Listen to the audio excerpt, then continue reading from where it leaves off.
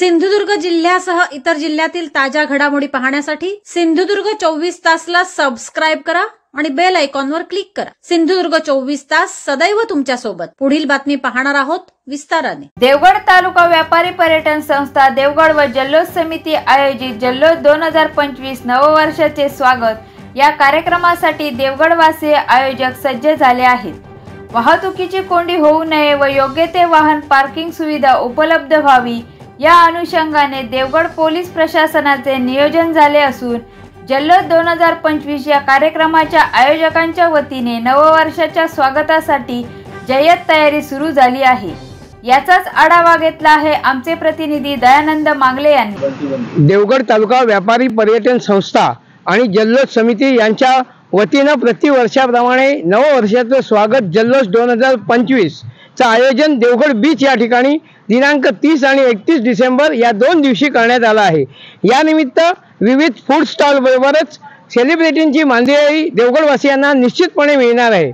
31 डिसेंबर रोजी फटाक्यांच्या आतिषबाजीत नववर्षाचे स्वागत, आकर्षक विद्युत रोषणाई या सर्व उपक्रमांचे आयोजन देखील करण्यात आले आहे आणि त्या अनुषंगाने या कार्यक्रमाची पूर्वतयारी म्हणून देवगड बीच या ठिकाणी रंगमंचाची उभारणी, फूड स्टॉलची उभारणी व अन्य सोयी सुविधा विद्युत रोषणाई करण्याचे काम युद्ध पातळीवर चालू असून या अनुषंगाने देवगड तालुका व्यापारी पर्यटन संस्थेचे पदाधिकारी आणि जल्लोष समिती सदस्य यांच्याशी आपण संवाद साधणार आहोत। या ठिकाणी सचिव मिलिंद मोहिते साहेब, एकंदरीत या कार्यक्रमाची रूपरेषा कशा पद्धतीची असेल आणि या कार्यक्रमात कोणत्या कार्यक्रमांचा सहभाग आहे, आपण काय सांगाल?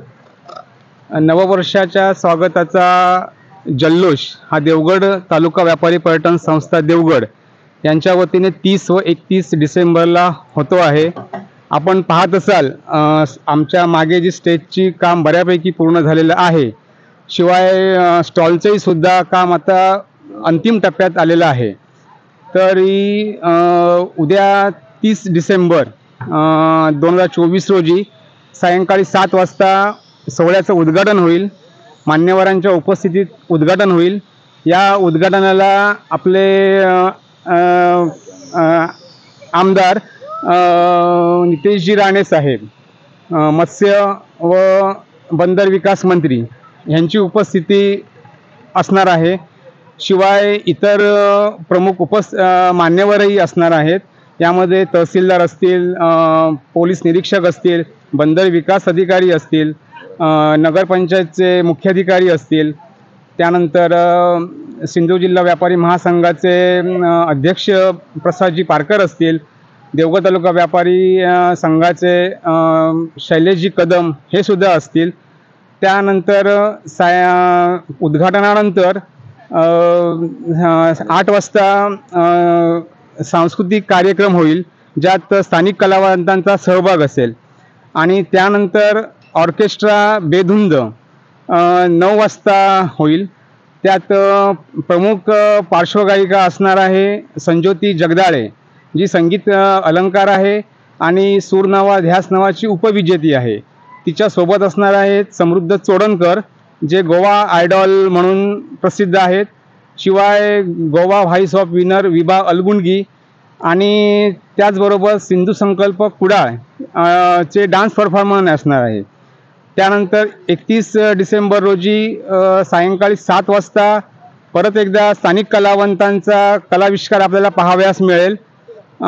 त्यानंतर रात्री 9 वाजता ऑर्केस्ट्रा जल्लोष 2025 हा होईल।